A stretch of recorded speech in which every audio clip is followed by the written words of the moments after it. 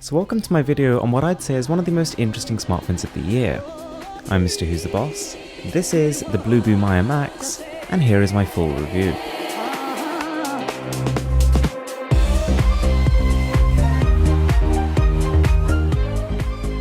So, let's get cracking. At just under $150, the Maya Max has some pretty stiff competition, from the likes of Xiaomi, Verni, and so many more. But Bluboo with this smartphone have taken a slightly different approach. They've skipped the 5.2, even the 5.5, and gone for a 6-inch display on this phone. More on that later. From the outside, it's got an aluminium alloy, which makes it surprisingly light and actually not too bulky, and it's extremely durable. Whilst it can scratch easily, it's structurally very strong, and is even water and dust resistant. It is IP63 though, so don't go too crazy. Now even though it's got that gigantic display, the Maya Max is surprisingly comfortable to hold. But good luck reaching the top corner. So then we've got the screen, and this could very well be the sticking point. It's 6 inches in size and a resolution of 720p. So okay, it sounds bad, but I have to say, it's still quite enjoyable to look at. Video and text doesn't have quite the eye-popping feel to it, and I've come from the S7 and there is a noticeable difference. Having said that, the PPI is just under 250, which is not that bad.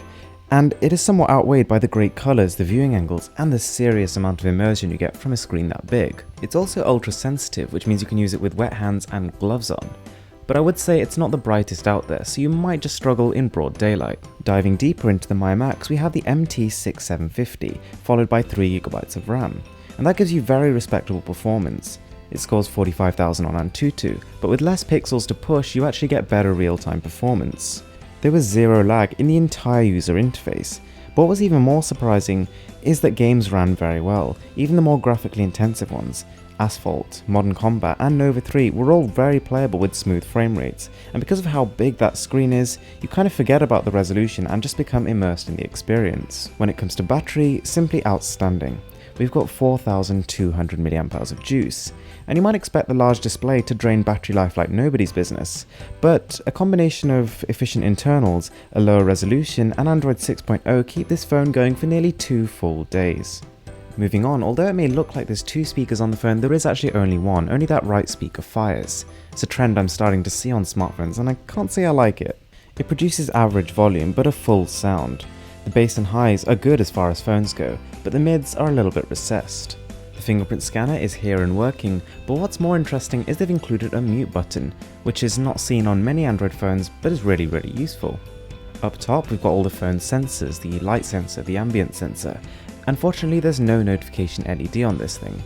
And this is truly amazing, a headphone jack. On paper at least, the Maya Max does have a good camera.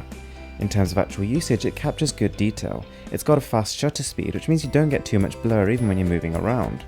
The f2.0 aperture means you get a decent amount of bokeh if you move up close to your subject, and with a flash, low lighting conditions aren't really a problem. Unfortunately, it deals really badly with exposure. Images change drastically depending on which object you focus on. To give you an idea of what that means, I've taken the same photo 3 times just focusing on different things. And you really should not have this much variation in one shot at the same time. You know what's really awkward though is that the front camera actually handles the exposure better than the rear does.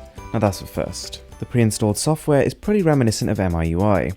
It's a bit too in your face in my opinion, but it runs fast and it's based off Android 6.0. Now of course if you don't like it, the good news is you can just switch to a third-party launcher, and there's not too much bloatware bundled in with the phone. It charges by USB Type-C, and it charges fast. So fast that within about 5 minutes of charging, you can get yourself 2 hours of call time. On top of that, we've got microSD card support up to 32 gigs, and we've got 32 gigabytes inbuilt.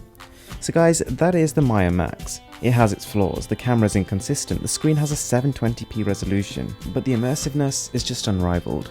There's something about holding a phone of this quality and this size that just feels amazing in the hands. It also helps that gaming performance is good, battery life is incredible, and although it doesn't compete in terms of raw performance with smartphones like the Redmi Note 4, it's a different beast altogether. So guys, thanks a lot for watching. If you enjoyed the video, a like would be really appreciated. I'm Mrwhosetheboss, and I'm signing out.